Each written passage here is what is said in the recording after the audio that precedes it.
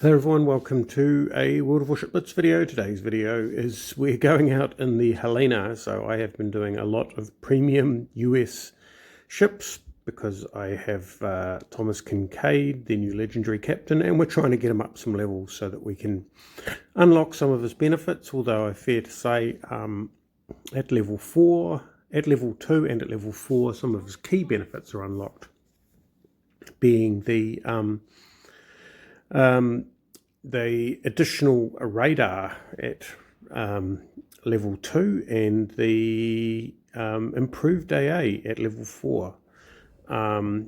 So we've managed to get those unlocked. Now the Helena doesn't have any defensive AA, so unfortunately no benefit there, but certainly makes a mess of things in the Atlanta, so I'll hope. Although most Atlanta games I've played don't seem to feature any carriers, even though my Atlanta is spec'd out for AA for Africa. So, but here we are. We're up against bots, so time to, time to take on some of the bad guys. Just clear some of the seas. I'm hoping this guy starts firing at some of the other ships that are closer to him, but no such luck. So, getting our AP in there. I know I'm going HE, so I need to get AP going. Yeah, well, hopefully our friend takes him out. Meanwhile, we'll start clearing out some of these other bad boys. Yeah, a bit more damage than I wanted at the start of the game. So, the interesting thing about this game is this is the first time out in the Helena with the camo. It's not the historical camo, it's the other one, the Midnight Remembrance or something like that. So features a sort of an eagle background, but the main difference between this and the historical camo, or the only difference between this and the historical camo, is the historical camo improves the AA range by 4%, which is yeehaw, and this improves your main battery dispersion by -4%, which is actually, well, yeehaw. So you can see we're getting a lot of hits on at range. There's a bit of an impulse buy. This is one of the premiums that I hadn't got the camo for, and I hadn't really been too interested because I had a choice to make. I want the historical camo because, well, that just seems right. But yeah, to have a camo right next door that has better features. So in the end, just on an impulse, we went and splurged out some of the gold that's saved up on the account for this non-historical camo. And I can tell you what, actually, I'm pretty happy first battle out. So this Nuremberg. We're going to use our friendly Nagato for cover. Actually, that Nagato looks like he might be getting a little bit close to that Nuremberg. Lovely to be able to drop those shells over the island. So the beautiful dispersion there. Yeah, that Nagato probably needs to haul back about this point because that Nuremberg has fired his torpedoes. Anyway, at this stage the Nagato is going to have to try and deal with that Nuremberg as we try and clear the center cap of this, well, this Fuso.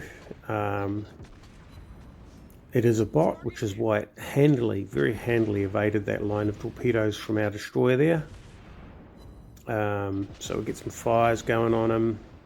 We are getting pretty badly hammered here, but come on, it is a bot. Nearly down. Just get those last shells into him. He's gone, he's history. And we've got a Farragut. We are on dregs of health here, but that's just the way I play my cruisers. Not quite right. There we go. Rear turrets took him out, and we're going to head away, get right away from this Nuremberg, who seems to have happily dealt with that Nagato. That's got to have been torpedoes, unless that Nagato is the worst shot in the game, which I don't think he would be. I have no reason to believe he's particularly bad. I just think he's got a bit close to a German cruiser, and German torpedoes are pretty lackluster from a range perspective, but they certainly don't lack in their being able to cause damage, and there's a lot of them. So there's 6 torpedoes aside on that Nuremberg, which means that Nagato, if he wasn't on full health, yeah, he'd be struggling. So here we are, we're coming around the back end of the island. Our Fubuki, sorry we couldn't give you any support, but we wouldn't have been worth much anyway because look at our health. Now, American cruisers don't have bad armour as armour goes, but the Nuremberg has very hard hitting guns, so not a great combination. 4 seconds, 3 seconds. So what we're going to do is we're going to assume that he's going to try and take the cap. So my little trick here is to go and party up behind that island and to use the extensive radar suite we have to, well, to spot him for 10 seconds and then wait a minute and a half. But yeah, our big advantage is that if I'm spotted, now his concealment's probably better than mine, but I have put concealment on this ship, and for the sole purpose that if I am spotted and there is nothing else around, it is within 8 kilometers and is within radar range, so all I need to do is press the radar and I will spot it, but I get spotted anyway. So my concealment's obviously better than his. Hasn't got concealment on him, which is why we managed to get that first shot off.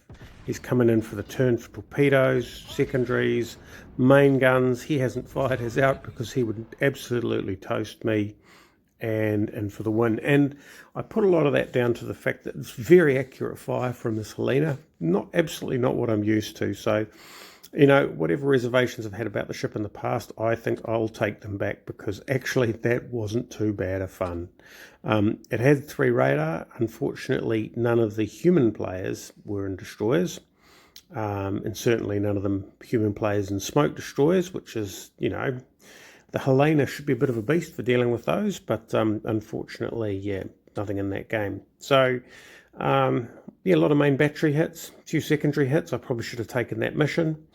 4 ships killed, which I think is my record in Helena, so there you go. Yeah, thoughts revised. Hope you enjoyed it. Thanks for watching. Catch you next time.